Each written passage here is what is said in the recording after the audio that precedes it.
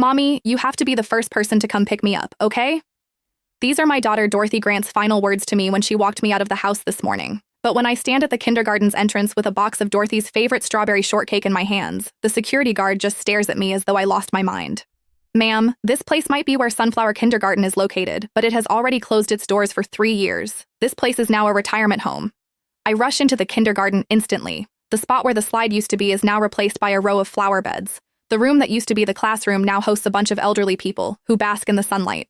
With trembling hands, I call my husband, Chester Grant, on the phone. He sounds very exasperated and exhausted over the phone. Honey, we've been married for 5 years and we choose to be childless. You've never given birth before. I had never given birth? Who was that girl this morning who clung to my neck and smelled like milk and honey? What about the scar on my belly, the one I got from giving birth to her?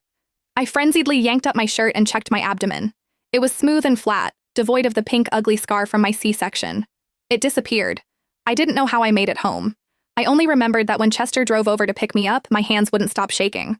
I had crushed the cake box in my grip. Cream leaked out, sticky and smeared all over my hands. You're fine, Sophie. Once we're home, get some sleep and you'll feel better, he said, steering with one hand and holding mine with the other. His palm was warm, yet it sent a chill through me. Everything felt wrong, deeply wrong, but I couldn't explain why. My mind was foggy, my thoughts tangled, and I couldn't think straight. The car rolled into the familiar underground garage and stopped in the parking space we had used for 5 years. The elevator went up, the numbers increasing along with the rate of my pounding heartbeat. Chester must have picked Dorothy up without telling me. This had to be a prank. Everything was fine. Dorothy had to be at home. The elevator chimed and we arrived on the 12th floor. I unlocked our door and didn't even bother changing my shoes. I ran down the hallway like I had lost my mind, straight for the door at the end. It should have led to Dorothy's room. Pink wallpaper, a small bed piled with stuffed toys, and a desk full of crayon drawings.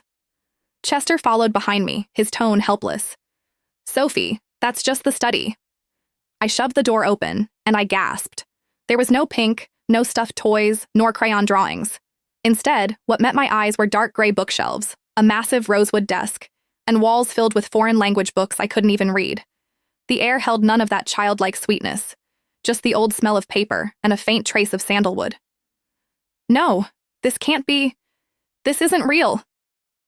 I dropped to my knees, my hands clawing frantically at the expensive carpet. Just yesterday, Dorothy had been on this carpet, playing with her puzzle. A blue piece of sky had gone missing, and she had cried for ages looking for it. Now, there was nothing. Shaking, I pulled out my phone and opened my photo gallery. There were more than 3